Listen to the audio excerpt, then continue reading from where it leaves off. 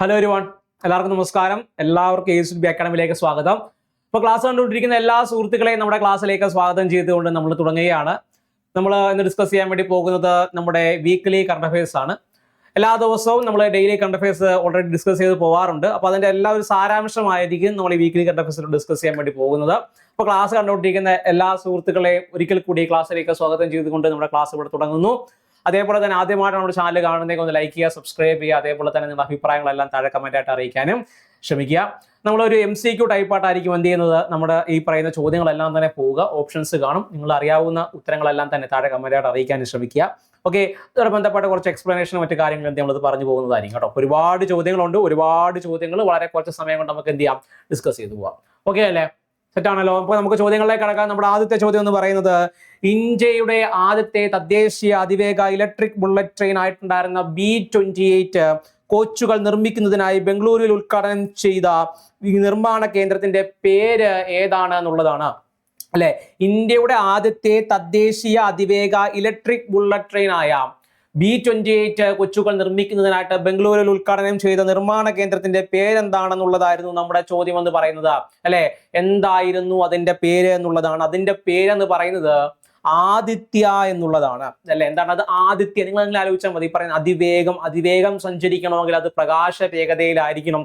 പ്രകാശം ഉണ്ടാകുന്നത് സൂര്യനിൽ നിന്നാണ്, അല്ലെങ്കിൽ ആദിത്യനിൽ നിന്നാണെന്ന് എന്ത് ചെയ്യുക, പഠിക്കുക.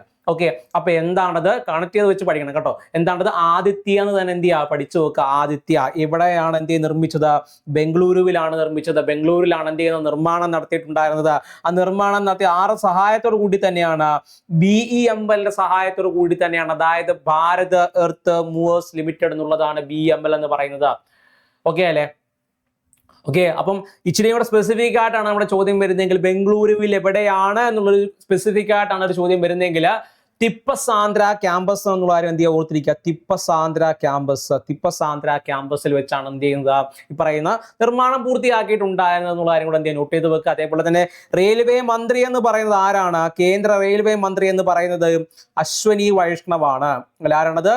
ഈ പറയുന്ന അശ്വനി വൈഷ്ണവാണെന്ന് പറയുന്നത് കേന്ദ്ര റെയിൽവേ മന്ത്രി എന്ന് പറയുന്നത്, അല്ലെ കേന്ദ്ര റെയിൽവേ മന്ത്രി എന്ന് പറയുന്നത് ആരാണത്? അശ്വനി വൈഷ്ണവാണ്. അടുത്തൊരു ചോദ്യത്തിലേക്ക് കടക്കാം. നമ്മുടെ അടുത്ത ചോദ്യം എന്ന് പറയുന്നത്, 2027 ജനുവരി 4 മുതൽ ബാഡ്മിന്റൺ മത്സരങ്ങളിൽ നിലവിൽ വരുന്ന പുതിയ സ്കോറിംഗ് സംവിധാനം ഏതാണെന്നുള്ളതാണ്. ബാഡ്മിന്റൺ മത്സരങ്ങളിൽ തൊട്ട് മുമ്പ് നടന്നിട്ടുണ്ടായിരുന്ന ബാഡ്മിന്റൺ മത്സരങ്ങളിൽ അവർ ഫോളോ ചെയ്ത് വരുന്ന ഒരു സ്കോറിംഗ് സംവിധാനം എന്ന് പറയുന്നതായിരുന്നു എന്തെന്ന് പറയുന്നത് 3x21 പോയിന്റ് എന്നുള്ള സംവിധാനം. അതായത് ഓരോ 3 ഗെയിമിലും 21 പോയിന്റ് വീതം എന്നുള്ള രീതിയിലാണ് എന്ത് ചെയ്യുന്നത്, അവര് ഫോളോ ചെയ്ത് പോയിട്ടുണ്ടായിരുന്നത്. എന്നാൽ ഇപ്പൊ അത് മാറ്റി. ഇപ്പൊ എത്രയാണ് കുറച്ച് വരുന്നത്? അത് 3x50 എന്നുള്ള രീതിയിലേക്ക് മാറ്റി. അതായത് 3 കളിയിൽ 15 പോയിന്റ് അല്ലെ, 3 കളികളിലായിട്ട് അല്ലെങ്കിൽ 3 ഗെയിമുകളിലായിട്ട് 15 പോയിന്റ് എന്ന രീതിയിലേക്ക് എന്ത് ചെയ്യുന്നുണ്ട്, ഇപ്പൊ മാറ്റിയിട്ടുണ്ട് എന്നുള്ളതാണ് അല്ലെ. ഇപ്പൊ 3 കളികളിലായിട്ട് 15 അല്ലെങ്കിൽ 3 ഗെയിമുകളിലായിട്ട് 15 പോയിന്റ് എന്ന രീതിയിലേക്ക് എന്ത് ചെയ്യുന്നുണ്ട്, മാറ്റിയിട്ടുണ്ടായിരുന്നു എന്നുള്ളതാണ് ഇതിന് മറ്റൊരു പ്രത്യേകത എന്ന് പറയുന്നത്. ഓക്കെ അല്ലേ. അപ്പൊ വ്യത്യാസം വരുത്തിയത് എവിടെ നിന്നാണെന്നുള്ള എന്ത് ചെയ്യുക, പഠിച്ചു വെക്കുക. 3 ഗെയിമിൽ നിന്നും 21 പോയിന്റ് ആയിരുന്നിടത്ത് നിന്നും എന്തിലേക്ക് മാറ്റി? 3 ഗെയിമുകളിൽ നിന്നും 21 പോയിന്റ് എന്ന രീതിയിലേക്ക് എന്ത് ചെയ്യുന്നുണ്ട്, മാറ്റം വന്നിട്ടുണ്ട് എന്നുള്ളതാണ് എന്ത് ചെയ്യേണ്ടത്, നമ്മൾ അവിടെ നോട്ട് ചെയ്ത് വെക്കേണ്ടതായിട്ടുള്ള കാര്യം എന്ന് പറയുന്നത്. ഓക്കെ അല്ലേ. അപ്പൊ അതെന്ത് ചെയ്യുക, ഒന്ന് നോട്ട് ചെയ്ത് വെക്കാൻ വേണ്ടിയിട്ട് ശ്രദ്ധിക്കുക. ഓക്കെ, അടുത്ത ചോദ്യം എന്ന് പറഞ്ഞാൽ എന്താണ്? ഇന്ത്യയിലെ ഏറ്റവും ഉയർന്ന ഹോസ്പിറ്റലൈസേഷൻ റേറ്റ് ഉള്ള സംസ്ഥാനം ഏതാണെന്നുള്ളതാണ്. അതായത് NSOയുടെ റിപ്പോർട്ട് പ്രകാരം അല്ലെ, NSOയുടെ റിപ്പോർട്ട് പ്രകാരം, നാഷണൽ സ്റ്റാറ്റിസ്റ്റിക്കൽ ഓർഗനൈസേഷൻ റിപ്പോർട്ട് പ്രകാരം ഇന്ത്യയിലെ ഏറ്റവും ഉയർന്ന ഹോസ്പിറ്റലൈസേഷൻ ഉള്ള സംസ്ഥാനം ഏതാണെന്നുള്ളതാണ്. ഏറ്റവും കൂടുതൽ ആളുകൾ ഹോസ്പിറ്റലൈസ് ചെയ്യുന്ന ഈ സംസ്ഥാനത്താണെന്നുള്ളതാണ്. അതിന് ഒറ്റ ഉത്തരമേ ഉള്ളൂ. അതിന് ഉത്തരമാണ് നമ്മുടെ സ്വന്തം കേരളം എന്ന് പറയുന്നത്. ഓക്കെ അല്ലേ. നമ്മുടെ സ്വന്തം കേരളം എന്ന് പറയുന്നത്, അതിന് പല രീതിയിൽ ആളുകൾ പറയാറുണ്ട്. എന്ന് പറയുന്നത് ഈ നമ്മുടെ ആരോഗ്യ മേഖലയിൽ മെച്ചപ്പെട്ട സൗകര്യങ്ങളാണ് അതിന് കാരണമെന്ന് എന്ത് ചെയ്യുന്നുണ്ട്, പലരും ചൂണ്ടിക്കാണിക്കാറുണ്ട്. അത് കൂടാതെ തന്നെ ഇവിടുത്തെ ഈ പറഞ്ഞ ഏജിങ് പോപ്പുലേഷൻ, അതായത് ഈ പറയുന്ന 60 വയസ്സ് കഴിഞ്ഞവരുടെ എണ്ണത്തിൽ ഉണ്ടാകുന്ന വർധനവ് പ്രധാനമായിട്ട് അവരെ ഈ പറയുന്ന രോഗങ്ങൾ വരുന്ന സമയങ്ങളിൽ ഹോസ്പിറ്റലൈസ്ഡ് ചെയ്യാറുണ്ട്. അപ്പൊ അതും എന്താണ് ഒരു കാരണമായിട്ട് വരാറുണ്ട് എന്നുള്ളതാണ്.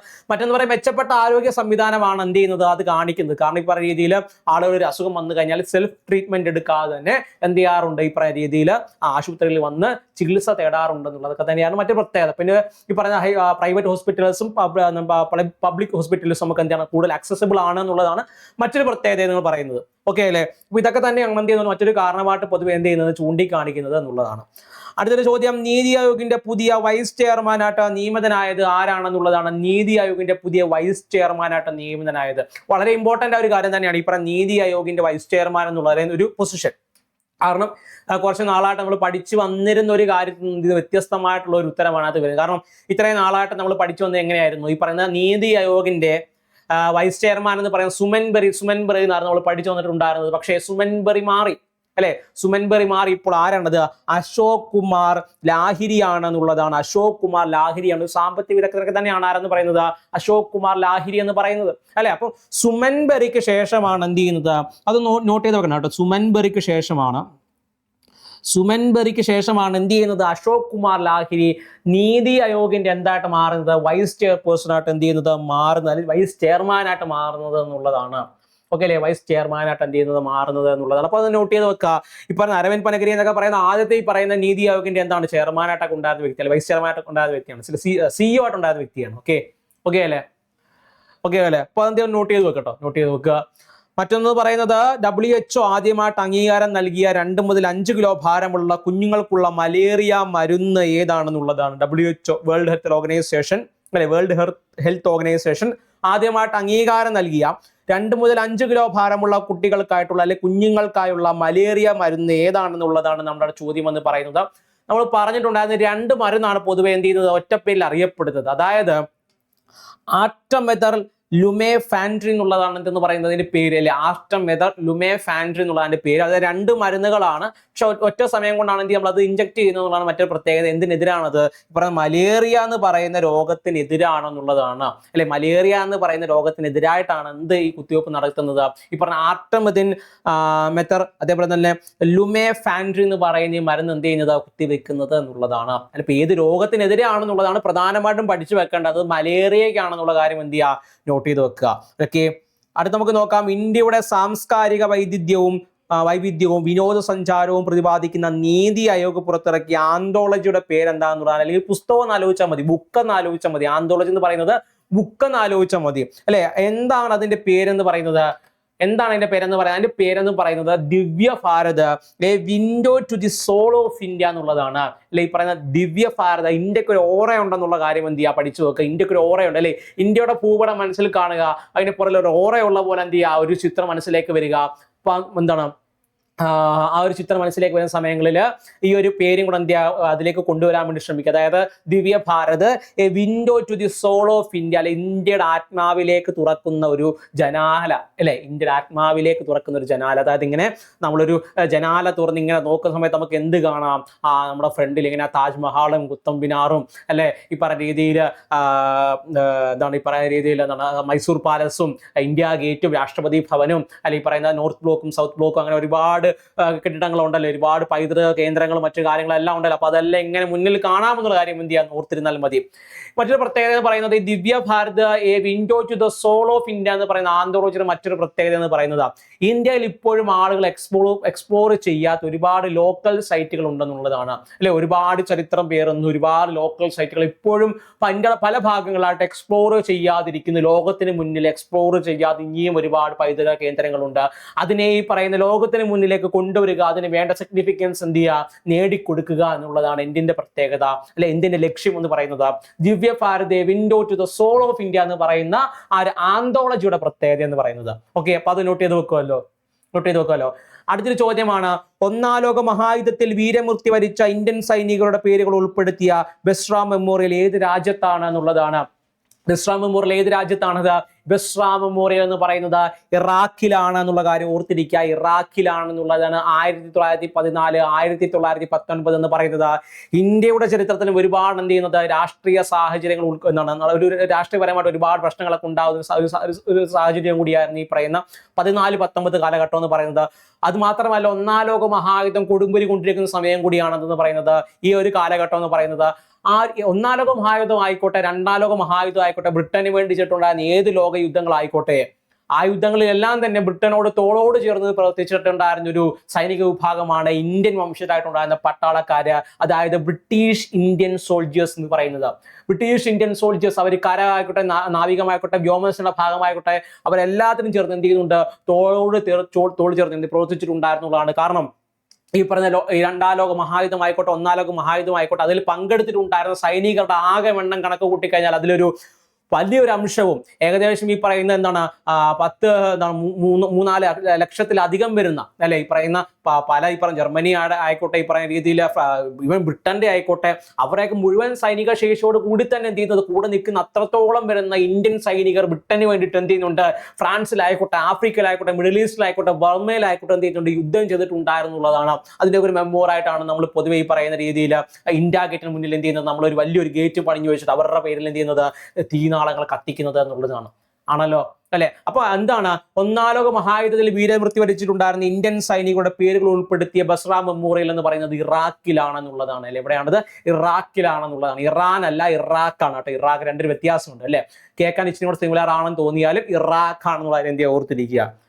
അടുത്തത് 2026 UNIDO ജം അവാർഡ് നേടിയ മുനിസിപ്പൽ കോർപ്പറേഷൻ ഏതാണെന്നുള്ളതാണ്. ജം, അതായത് ഈ പറയുന്ന സ്വർണ്ണം, അതിൽ ഈ പറയുന്ന രീതി എന്താണ്, ഒരു വജ്രം എന്നൊക്കെ പറഞ്ഞ് ഓർത്തിരിക്കുക. അതായത് ഇതിന് ഉത്തരമായിട്ട് വരിക പറഞ്ഞത് ഗുണ്ടൂർ ആണ് കേട്ടോ. ഇപ്പൊ 2026 UNIDO ജം അവാർഡ് നേടിയ മുനിസിപ്പൽ കോർപ്പറേഷൻ ഏതാണെന്നുള്ളതാണ്. ആ മുനിസിപ്പൽ കോർപ്പറേഷൻ ജം ആണെന്നുള്ള ആലോചിച്ചാൽ മതി അല്ലെ, ജം ആണെന്ന് ആലോചിച്ചാൽ മതി. അതായത് ഈ പറഞ്ഞ രീതിയിൽ ജം അല്ലെങ്കിൽ ജാം എന്ന് പറഞ്ഞാൽ ആലോചിച്ചിരിക്കുക. ജാമിന് എന്താണ്, മധുരമാണ് ഉള്ളത്. പക്ഷേ ഈ ജാമിന്റെ പ്രത്യേകത പറയുന്നത് ഒരു എരിയുള്ള ജാമാണെന്ന് ആലോചിക്കുക അല്ലെ. ഈ പറയുന്ന രീതിയിൽ മുളകിട്ട ജാമാണെന്ന് ആലോചിക്കുക അല്ലെ, മുളകിട്ട ജാം അല്ലെ. മുളക് എന്ന് പറയുമ്പോൾ തന്നെ മനസ്സിലായി ഓടി എത്തേണ്ട ഏത് മുളകാണ്, ഗുണ്ടൂർ മുളകാണ് അല്ലെ. ഈ പറയുന്ന രീതിയിൽ നിങ്ങൾ മസാലകളുടെയൊക്കെ പരസ്യങ്ങൾ കാണുന്ന സമയങ്ങളിൽ ഗുണ്ടൂർ മുളക് എന്നൊക്കെ പറഞ്ഞ് കേൾക്കാറുണ്ടായിരിക്കും അല്ലെ. ഈ പറയുന്ന ഗുണ്ടൂർ എന്ന് പറയുന്നത് മുളകിന് ഫേമസ് ആണ്, അവിടുത്തെ മുളകിന് ഫേമസ് ആണ്.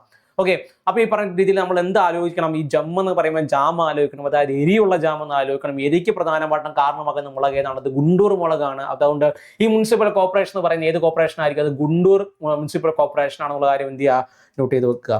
അടുത്തത് US army war college international hall of fame അംഗീകാരം നേടിയ ഇന്ത്യൻ സൈനിക മേധാവി ആരാണെന്നുള്ളതാണ് എന്ത് ചെയ്യുന്നത്, അടുത്തൊരു ചോദ്യം എന്ന് പറയുന്നത്. ഇന്ത്യൻ സൈനിക മേധാവി ആരാണെന്നുള്ളത് നമ്മുടെ മുന്നിലെ ചോദ്യം എന്ന് പറയുന്നത്. ആരാണത്, ഉപേന്ദ്ര ദ്വിവേദി ആണെന്നുള്ളതാണ്. ഉപേന്ദ്ര ദ്വിവേദി ആണെന്നുള്ളതാണ്. ഈ അവാർഡ് കരസ്ഥമാക്കുന്ന 3ാമത്തെ ഇന്ത്യൻ ജനറൽ ആണ് ആരെന്ന് പറയുന്നത്, ഉപേന്ദ്ര ദ്വിവേദി എന്ന് പറയുന്നത് അല്ലെ. ഉപേന്ദ്ര ദ്വിവേദി എന്ന് പറയുന്നത്. അപ്പം US army war college international hall of fame അംഗീകാരം നേടിയ ഇന്ത്യൻ സൈനിക മേധാവി ആരാണ് ചോദിച്ചു കഴിഞ്ഞാൽ ഉത്തരം ഓർത്തിരിക്കുക, അത് ഉപേന്ദ്ര ദ്വിവേദിയാണ്. ഈ ഒരു അവാർഡ് കിട്ടുന്ന 3ാമത്തെ ഇന്ത്യക്കാരനാണ് ആരെന്ന് പറയുന്നത്, ഉപേന്ദ്ര ദ്വിവേദി എന്ന് പറയുന്നത്. മറ്റൊരു ചോദ്യം, IPL ചരിത്രത്തിലെ ഏറ്റവും വേഗത്തിൽ 5000 റൺസ് നേടിയ ഇന്ത്യൻ താരം ആരാണെന്നുള്ളതാണ്. 5000 റൺസ് നേടിയ ഇന്ത്യൻ താരം ആരാണെന്നുള്ളതാണ്. ഒറ്റ ഉത്തരേ ഉള്ളൂ, ആ ഉത്തരം മലയാളിയാണ്.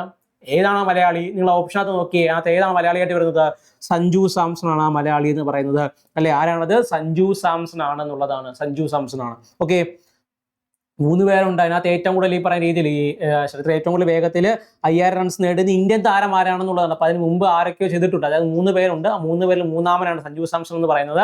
ഓക്കെ, അതൊക്കെ ഒന്ന് ഓർത്തിരിക്കുക. ഓക്കെ അല്ലേ. അടുത്ത നമുക്ക് നോക്കാം.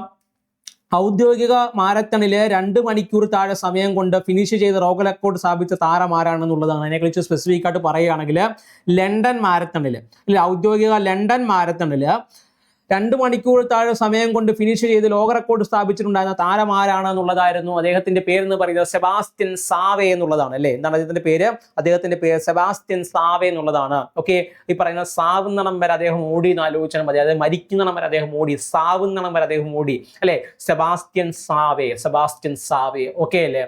അടുത്ത നമുക്ക് നോക്കാം. അടുത്ത ചോദ്യം എന്ന് പറയുന്നത് 1GB ദീദി പദ്ധതി ആരംഭിച്ച ടൈഗർ റിസർവ് ഏതാന്നുള്ളതാണ്. 1GB ദീദി, അതായത് 1GB എന്ന് പറയുമ്പോൾ തന്നെ നമുക്ക് എല്ലാവർക്കും അറിയാം അത് എന്തുമായിട്ട് ബന്ധപ്പെട്ടതായിരിക്കും, അത് വനവുമായി ബന്ധപ്പെട്ടതായിരിക്കും. ദീദി സ്ത്രീകളുമായി ബന്ധപ്പെട്ടതാണ്. അപ്പോൾ 1GB ദീദി പദ്ധതി ആരംഭിച്ചിട്ടുണ്ടായിരുന്ന ടൈഗർ റിസർവ് ഏതാന്നുള്ളതാണ്. ഏതാണത് ഒരു പാലം ഇട്ടാൽ അങ്ങോട്ടും ഇങ്ങോട്ടും വേണം പാലം, ഓർത്തിരിക്കുക. പലാമു എന്നുള്ളതാണ്. പലാമു ടൈഗർ റിസർവ് എന്നുള്ളതാണ്. എവിടെയാണ് ഈ പലാമു കാണപ്പെടുന്നത് എന്നുള്ള സംശയം വന്നു കഴിഞ്ഞാൽ ഒരു സംശയമില്ലാതെ ഉത്തരം എഴുതുക, ജാർഖണ്ഡിലാണെന്നുള്ള കാര്യം. എവിടെയാണത്, ജാർഖണ്ഡിലാണെന്നുള്ള കാര്യം എന്ത് ചെയ്യുക, നോട്ട് ചെയ്ത് വെക്കാൻ വേണ്ടിയിട്ട് ശ്രമിക്കുക. ഈ പാലമു ടൈഗർ റിസർവ് എന്ന് പറയുന്നത് അപ്പൊ എവിടെയായിട്ടായിരിക്കും വരിക, അത് ജാർഖണ്ഡിലായിരിക്കും വരിക എന്നുള്ളതാണ്. നമുക്ക് അടുത്ത് നോക്കാം. അടുത്തതാണ് ഉപേക്ഷിക്കപ്പെട്ട എണ്ണക്കിണറുകളിൽ നിന്നും ജിയോ തെർമൽ എനർജി ഉപയോഗിച്ച് വൈദ്യുതി ഉൽപാദനം ആരംഭിച്ചിട്ടുണ്ടായിരുന്ന സ്ഥലം ഏതാണെന്നുള്ളതാണ്. അതായത് എണ്ണക്കിണറുകൾ ഉപയോഗിച്ചതിനു ശേഷം ഉപയോഗശൂന്യമായിട്ടുള്ള എണ്ണക്കിണറുകളിൽ നിന്നും എന്തുണ്ടാകാറുണ്ട്? ഈ പറയുന്ന രീതിയിൽ ഉയർന്ന താപത്തിൽ വലിയ നീരാവികൾ ഉയർന്നു വരാറുണ്ട് എന്നുള്ളതാണ്. ഇതിന് ഹൈ പ്രഷർ ആയിരിക്കും ഉണ്ടാവുക. ഇത് ഏറ്റവും കൂടുതൽ കാണപ്പെടുന്ന രാജസ്ഥാൻ, ഗുജറാത്ത് ഏരിയകളിലാണ്. അത് കൂടാതെ ഇന്ത്യയിലെ പല ഭാഗങ്ങളിലും കാണാം. അവിടെ അല്ലാതെ ഒരുപാട് ഭാഗങ്ങളിലും കാണാം. അപ്പോൾ ഈ പറയുന്ന ഉപേക്ഷിക്കപ്പെട്ടിട്ടുണ്ടായിരുന്ന എണ്ണക്കിണറുകളിൽ നിന്നും ജിയോ തെർമൽ എനർജി ഉപയോഗിച്ച് വൈദ്യുതി ഉൽപാദനം ചെയ്യാൻ ആരംഭിച്ചിട്ടുണ്ടാകുന്ന സ്ഥലം എന്ന് പറയുന്നത് അത് ഗുജറാത്തിലാണ്. ഗുജറാത്തിന് അതൊരു അലങ്കാരമാണ്. അതുകൊണ്ട് അതിന്റെ പേര് അങ്കലേശ്വർ എന്നുള്ളതാണ്. എന്താണത്? അങ്കലേശ്വർ അല്ലെ? മറ്റൊരു രീതി ഇങ്ങനെ ആലോചിച്ചാൽ മതി. അലങ്കാരമാണെന്ന് ആലോചിക്കുക, അല്ലെങ്കിൽ ഒരു അങ്കലാപ്പാണെന്ന് ആലോചിക്കുക അല്ലെ? ചൂട് നീരാവിയാണ് ഉയർന്നു വരുന്നത്, ദേഹത്താണം കൊണ്ട് പൊള്ളിപ്പോവും. അതുകൊണ്ട് എന്താണ്? ഒരു അങ്കലാപ്പാണ്. അവിടുത്തെ ആളുകൾക്ക് എന്താ പറയുക? അങ്കലാപ്പാണെന്ന്. അപ്പൊ അങ്ങനെ ആലോചിക്കുക. അങ്കലേശ്വർ, ഗുജറാത്ത്. ഓക്കെ അല്ലെ? അങ്കലേശ്വർ, ഗുജറാത്ത്. ഇതിന് സഹായിക്കുന്ന അല്ലെങ്കിൽ ടെക്നിക്കൽ സഹായം നൽകുന്നത് ഏത് സർവകലാശാലയാണെന്ന് ചോദിച്ചു കഴിഞ്ഞാൽ ഓർത്തിരിക്കുക, Indian institute of technology Madras ആണ്. അതായത് IIT മദ്രാസ് ആണെന്നുള്ള കാര്യം എന്ത് ചെയ്യാം? ഓർത്തിരിക്കുക, IIT മദ്രാസ്. അടുത്തത് 166 ഇനം പക്ഷി ഇനങ്ങൾ കണ്ടെത്തിയ കേരളത്തിലെ വന്യജീവി സങ്കേതം ഏതാണെന്നുള്ളത്. 166 ഇനം പക്ഷികൾ എന്ത് ചെയ്യുന്നത് കണ്ടെത്തിയിട്ടുണ്ടായിരുന്ന കേരളത്തിലെ വന്യജീവി സങ്കേതം ഏതാണെന്നുള്ളതാണ് അടുത്തൊരു ചോദ്യം എന്ന് പറയുന്നത്. വളരെ ഇമ്പോർട്ടന്റ് ആയിട്ടുള്ള ഒരു പക്ഷി സങ്കേതമാണ്. അത് സ്ഥിതി ചെയ്യുന്നത് തിരുവനന്തപുരത്താണെന്നുള്ളതാണ്. തിരുവനന്തപുരത്താണ് എന്ത് ചെയ്യുന്നത്? അത് സ്ഥിതി ചെയ്യുന്നത്. അപ്പോൾ തന്നെ ഉത്തരം കിട്ടിക്കാണും. പേപ്പാറ എന്നുള്ളതാണ്. അല്ലെങ്കിൽ പാറപ്പുറത്തെ പക്ഷികൾ എന്ന് ആലോചിച്ചാൽ മതി. 166 ഇനം പക്ഷികൾ, പാറപ്പുറത്തെ പക്ഷികൾ, അതായത് പേപ്പാറയിലെ പക്ഷികൾ, തിരുവനന്തപുരത്തെ പക്ഷികൾ. ആലോചിക്കില്ല. അപ്പൊ പേപ്പാറ വന്യജീവി സങ്കേതത്തിൽ വെച്ചാണ് 166 ഇനങ്ങൾ കണ്ടെത്തിയിട്ടുണ്ടായിരുന്നു. 166 ഇനങ്ങളിൽ എന്ത് ചെയ്യുന്നത്? പക്ഷികളെ എന്ത് ചെയ്യുന്നത്? കണ്ടെത്തിയിട്ടുണ്ടായിരുന്ന വന്യജീവി സങ്കേതം പേപ്പാറ വന്യജീവി സങ്കേതം. പേപ്പാറ വന്യജീവി സങ്കേതം, തിരുവനന്തപുരം. അടുത്തത് സ്കൂളുകളിൽ 10 മിനിറ്റ് നിർബന്ധിത പത്രവായന നടപ്പിലാക്കി സംസ്ഥാനം ഏതാണെന്നുള്ളതാണ്. നിർബന്ധമായിട്ട് പത്രവായന നടത്തിയിട്ടുണ്ടായിരിക്കണം. അതായത് നമുക്ക് കണ്ടറിയാം. അതായത് കർണാടകയാണ് അല്ലേ? നമുക്ക് കണ്ടറിയാം ഇതൊക്കെ എന്താണ് വർക്കാവുന്നുണ്ടോ ഇല്ല എന്നുള്ളത് കണ്ടറിയാം. അതായത് കർണാടക. ഓർത്തിരിക്കുമല്ലോ. കണ്ടറിയുക, കർണാടക. രണ്ടും കായാണ്. ഓർത്തിരിക്കുക, കർണാടക. അടുത്തത് ഓപ്പറേഷൻ വിങ്സ് ഓഫ് ഡോൺ ഏത് വിഭാഗക്കാരെ സംബന്ധിച്ചതാണെന്നുള്ളതായിരുന്നു. വളരെ ചെറിയൊരു ചോദ്യമാണ്, പെട്ടെന്ന് ഓർത്തെടുക്കാം. ഓപ്പറേഷൻ വിങ്സ് ഓഫ് ഡോൺ അതായത് ഒരുപാട് വർഷങ്ങളായി കാത്തിരുന്ന ഒരു ജനതയുടെ സ്വപ്നം സാക്ഷാത്കരിക്കുകയാണെന്നുള്ളത് ഓർത്തിരുന്നാൽ മതി.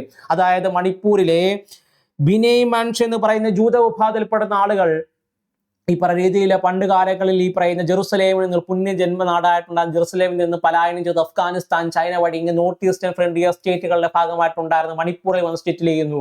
അവർ പിൽക്കാലത്ത് അവിടുത്തെ ട്രൈബൽ വിഭാഗമായിട്ടുണ്ടായിരുന്ന കുക്കികളോട് കൂടി ചേർന്ന് അവരിൽ ഒരാളായി അവരിൽ നിന്ന് ക്രിസ്ത്യാനികളായിട്ട് എന്ത് ചെയ്യുന്നുണ്ട്? മാറുന്നുണ്ട്.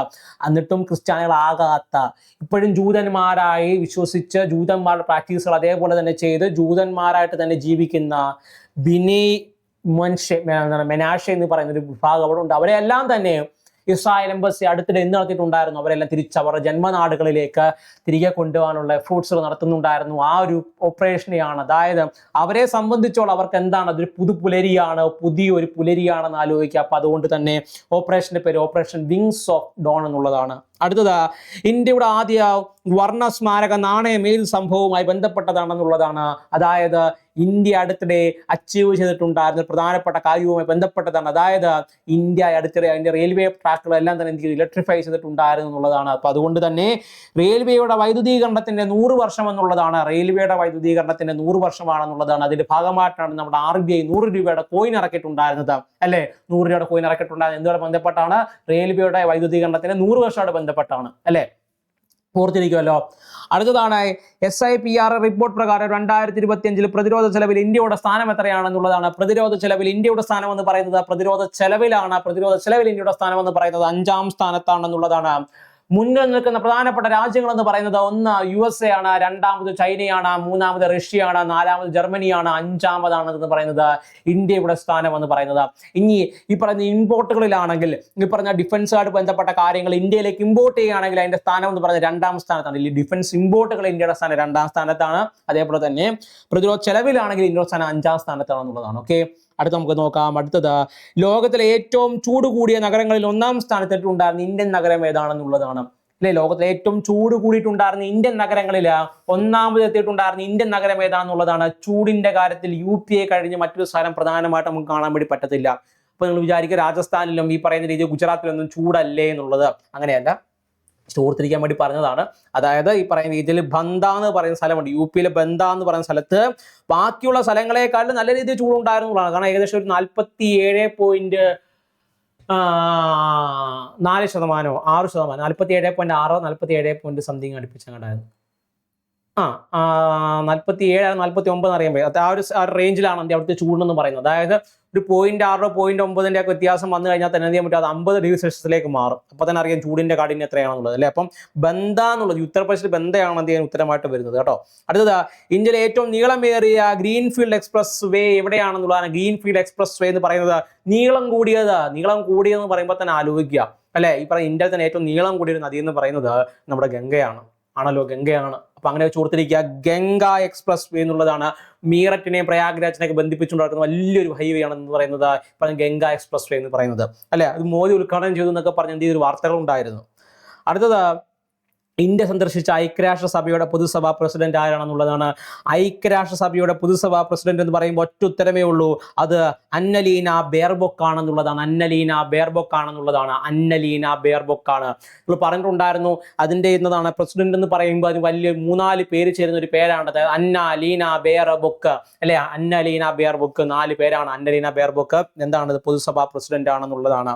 ഓക്കെ, അപ്പൊ നമ്മൾ ഓർത്തിരിക്കുക മറ്റൊരു കാര്യം കൂടെ ആലോചിക്കുക. ഈ പറയുന്ന എന്താണ് യുണൈറ്റഡ് നേഷൻ ജനറൽ അസംബ്ലിയുടെ സെക്രട്ടറി ജനറൽ ആരാന്നുള്ളത് ചോദിക്കാറുണ്ട്. സെക്രട്ടറി ജനറൽ എന്ന് പറഞ്ഞത് ആരാണത്? അന്റോണിയോ ഗുട്ടറസ് ആണ്. അടുത്തത് നെസ്കോം ചെയർമാനായിട്ട് നിയമിതനായത് ആരാണെന്നുള്ളതാണ്. നെസ്കോം എന്ന് പറഞ്ഞാൽ പ്രധാനമായിട്ട് IT മേഖലയോട് ബന്ധപ്പെട്ട് കിടക്കുന്ന ഒരു സ്വകാര്യ കമ്പനിയാണ്. കമ്പനി എന്നുള്ളതല്ല, ഒരു കൂട്ടായ്മയാണെന്ന് വേണമെങ്കിൽ പറയുന്നത് നെസ്കോം എന്ന് പറയുന്നത് IT മേഖലയുമായിട്ട് ബന്ധപ്പെട്ട് സർക്കാരിന് ഈ പറയുന്ന രീതിയിൽ എന്ത് ചെയ്യുന്നത്, സർക്കാരിന് നിയമനിർമ്മാണം നമുക്ക് സമയങ്ങളിൽ എന്ത് ചെയ്യുന്നു അവരെ സഹായിക്കുന്നതും ഈ പറയുന്ന IT സെക്ടേഴ്സിന് ഈ പറയുന്ന രീതിയിൽ ഇന്ത്യൻ IT സെക്ടേഴ്സിന് ആഗോളതലത്തിൽ എന്ത് ചെയ്യുന്ന ഒരു പേര് നൽകി കൊടുക്കുക, അവർക്ക് ഇച്ചിരി റെപ്രസെന്റേഷൻ കൊടുക്കാൻ വേണ്ടിയിട്ട് ഉള്ളൊരു നോൺ പ്രോഫിറ്റബിൾ ആയിട്ടുള്ള ഓർഗനൈസേഷനാണ് നാസ്കോം എന്ന് പറയുന്നത്. അപ്പൊ അതിന്റെ ചെയർമാനായിട്ട് വരുന്നത് ആരാന്ന് ചോദിച്ചു കഴിഞ്ഞാൽ കണ്ണിലുണ്ണിയായ ഒരു വ്യക്തിയാണെന്ന് ആലോചിക്കുക. ശ്രീകാന്ത് വെങ്കല കണ്ണിയാണ്.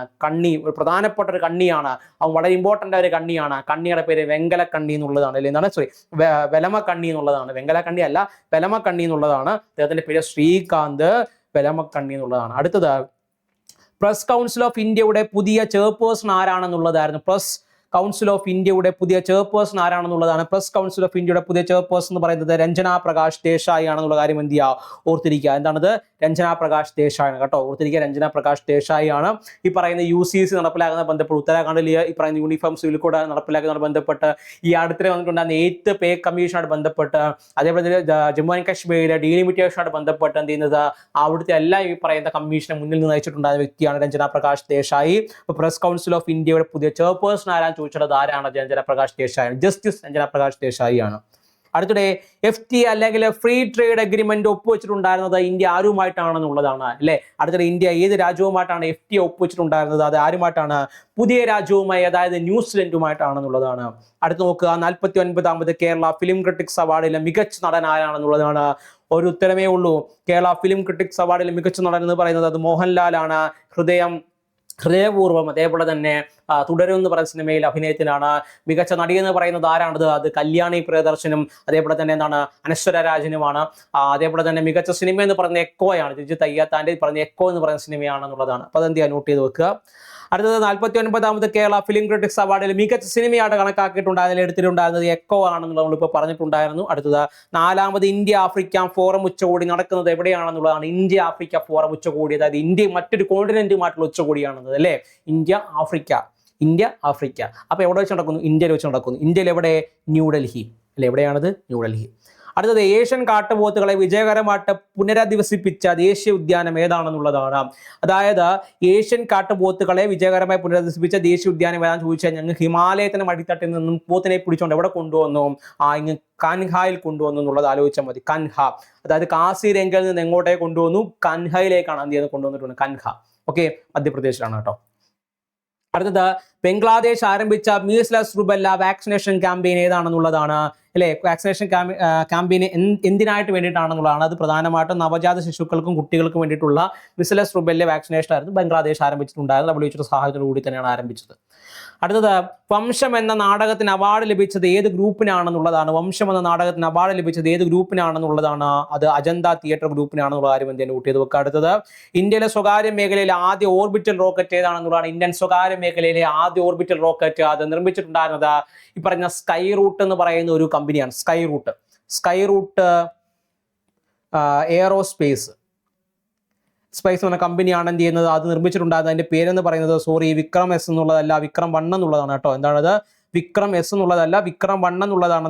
ഇന്ത്യ എന്ന് പറയുന്ന ആ റോക്കറ്റിന്റെ പേര് വിക്രം 1 എന്നുള്ളത് വിക്രം സാരാഭായുടെ പേരിനോട് സാമ്യമുള്ളത് കൊണ്ടാണ് അങ്ങനെ ഇട്ടേക്കുന്നത്. അടുത്തത് 2027-28 അധ്യയന വർഷം മുതൽ 1ാം ക്ലാസ് പ്രവേശനത്തിന് കുറഞ്ഞ പ്രായം 6 വയസ്സ് നിർബന്ധമാക്കിയിട്ടുള്ള സംസ്ഥാനം ഏതാന്നുള്ളതാണ്. 6 വയസ്സാക്കിയ സംസ്ഥാനം ഏതാണ്? അത് കേരളമാണ്. പുതിയ NEP യോട് ബന്ധപ്പെട്ട നാഷണൽ എഡ്യൂക്കേഷൻ പോളിസിയോട് ബന്ധപ്പെട്ടാണ്. തൊട്ട് മുമ്പ് 5 വയസ്സായിരുന്നു പ്രായം. 1ാം ക്ലാസ്സിൽ കയറണമെങ്കിൽ 5 വയസ്സായിരുന്നു പ്രായം. ഇപ്പൊ എന്താക്കി മാറ്റിയത്? 6 വയസ്സാക്കി മാറ്റി. അത്രയേ ഉള്ളൂ. പാമ്പുകളെ കുറിച്ചുള്ള വിവരങ്ങളും രക്ഷാപ്രവർത്തനങ്ങളും ലക്ഷ്യമാക്കി കേരള വനംവകുപ്പ് നടപ്പിലാക്കിയ അല്ലെങ്കിൽ പുറത്തിറക്കിയ മൊബൈൽ ആപ്പ് ഏതാന്നുള്ളതാണ്. ഈ പറയുന്ന സർപ്പവുമായി ബന്ധപ്പെട്ട ആപ്പ്, അതായത് സർപ്പ എന്നുള്ളതാണെന്ന് പറയുന്നത് ആപ്പിന്റെ പേര്. സർപ്പ എന്താണത്? സർപ്പ എന്നുള്ളതാണ് ആപ്പിന്റെ പേര്. അതിന്റെ ബ്രാൻഡ് അംബാസിഡർ ആയിരുന്നു പറയുന്ന ടോബിനോ എന്ന് പറയുന്നത്. അടുത്തത് പഞ്ചായത്ത് അഡ്വാൻസ്മെന്റ് സൂചിക പ്രകാരം മികച്ച പഞ്ചായത്താണ് തിരഞ്ഞെടുക്കപ്പെട്ടത് ഏത് പഞ്ചായത്താണെന്നുള്ളതാണ്. മികച്ച പഞ്ചായത്ത് എന്ന് പറയുന്നത് ചെറുതന പഞ്ചായത്ത്, അതായത് ആലപ്പുഴയിലാണ് ചെറുതന പഞ്ചായത്ത് എന്ന് പറയുന്നത് അല്ലെ. ആലപ്പുഴയിലാണ് പറഞ്ഞ ചെറുതന പഞ്ചായത്ത് എന്ന് പറയുന്നത്. ആലപ്പുഴ ചെറിയ ജില്ലയാണ്, ചെറുതനാണ് ഓർത്തിരിക്കുക. അപ്പൊ അതേപോലെ തന്നെ മികച്ച പഞ്ചായത്തുകളുടെ കണക്കെടുക്ക് നോക്കുകയാണെങ്കിൽ പ്രധാനമായിട്ടും മികച്ച ഒരുപാട് പഞ്ചായത്തുകളുള്ള സംസ്ഥാനം എന്ന് പറയുന്നത് ഒന്ന് ത്രിപുരയാണ്. 2ാം സ്ഥാനത്ത് കേരളമാണ്. 3ാം സ്ഥാനത്ത് എന്താണത്? ഒഡീഷയാണെന്നുള്ളതാണ്. ഒഡീഷ. അടുത്ത ചോദ്യം നോക്കാം. ഇന്ത്യൻ കരസേന ആതിഥേയത്വം വഹിക്കുന്ന പ്രഗതി ബഹുരാഷ്ട്ര സൈനിക അഭ്യാസത്തിന് വേദിയാകുന്നത് എവിടെയാണെന്നുള്ളതാണ്. പ്രഗതി ബഹുരാഷ്ട്ര സൈനിക അഭ്യാസത്തിന് വേദിയാകുന്നത് ഉംറോ എന്ന് പറയുന്ന മേഘാലയയിലാണെന്നുള്ളത് ആലോചിക്കുക. മേഘാലയ ഉംറോയിലാണ് പ്രഗതി എന്ന് പറയുന്ന ബഹുരാഷ്ട്ര സൈനിക അഭ്യാസം എന്ത് നടക്കുന്നത്. നമ്മളൊന്നും പറഞ്ഞിട്ടുണ്ടായിരുന്നു. Partnership of regional armies for growth and transformation in the Indian ocean region എന്നുള്ളതാണ് പ്രഗതി എന്ന് പറയുന്നത്. Partnership of regional armies partnership of regional armies for the growth and transformation in the Indian ocean region എന്നുള്ളതാണ് പ്രഗതി എന്നുകൊണ്ട് നീ അർത്ഥമാക്കുന്നത് എന്നുള്ളതാണ് അല്ലെ.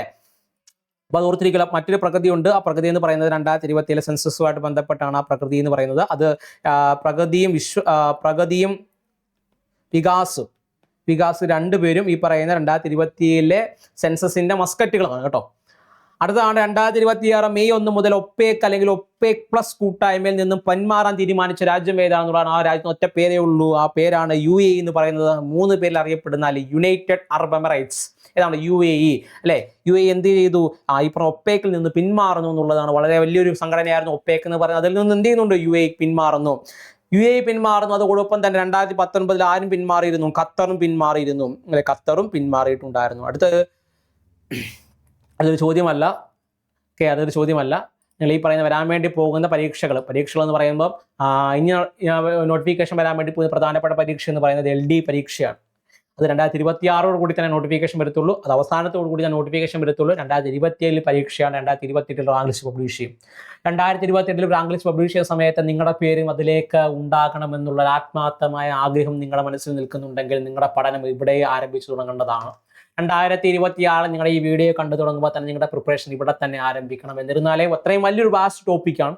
അപ്പം അത് 400ഓളം വരുന്ന വലിയൊരു ടോപ്പിക്കുകൾ അടങ്ങുന്ന വലിയൊരു ടോപ്പിക്കാണ്. ഈ പറയുന്ന LDCയുടെ ഭാഗമായിട്ട് നിങ്ങൾ അത് അഭിമുഖീകരിക്കാൻ വേണ്ടിയിട്ട് പോകുന്നത് എന്നുള്ളതാണ്. നല്ലൊരു പ്രിപ്പറേഷൻ ആവശ്യമായിട്ടുണ്ട്.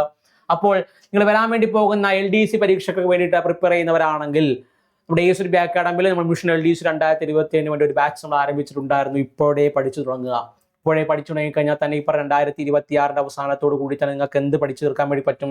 അത്യാവശ്യം വരുന്ന ടോപ്പിക്കുകളെല്ലാം തന്നെ ഇവിടെ എന്തെങ്കിലും പറ്റും പഠിച്ചു തീർക്കാൻ വേണ്ടി പറ്റും. അതിനുശേഷം നിങ്ങൾക്ക് പറഞ്ഞ റിവിഷൻസിനും പറഞ്ഞ നോട്ടിഫിക്കേഷൻ വന്ന് പരീക്ഷ എടുക്കാറാവുമ്പോൾ തന്നെ നിങ്ങൾക്ക് എന്ത് ചെയ്യാൻ പറ്റും? ഒരുപാട് ഈ പറഞ്ഞ പോർഷൻസ് പഠിച്ച് തീർത്ത് റിവിഷൻ ചെയ്ത് PYQസും ചെയ്ത് എന്ത് ചെയ്യാൻ പറ്റും? ഈ പറഞ്ഞ റാങ്ക് ലിസ്റ്റൊക്കെ എത്തിച്ചേരാൻ വേണ്ടി പറ്റും എന്നുള്ളതാണ്. അപ്പോൾ നിങ്ങൾ പ്രിപ്പറേഷൻ ഇവിടെ നിന്നേ സ്റ്റാർട്ട് ചെയ്യുക.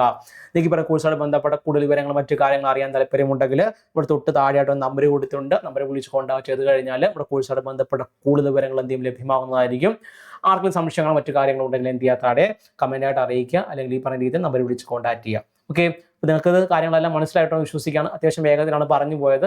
നമ്മൾ ഡെയിലി കണ്ട ഫേസ് അത്യാവശ്യം കാര്യങ്ങളെല്ലാം പെട്ടെന്ന് പറഞ്ഞു പോകാറുണ്ട്. എക്സ്പ്ലെയിൻ ചെയ്ത് പോകുന്നത് കൊണ്ടാണ് വീക്കിൽ നമ്മൾ എന്ത് ചെയ്യുന്നത്, നമ്മൾ കുറച്ച് കാര്യങ്ങൾ മാത്രം പറഞ്ഞ് എന്ത് ചെയ്യുന്നത് പോകുന്നത് എന്നുള്ളതാണ് കേട്ടോ.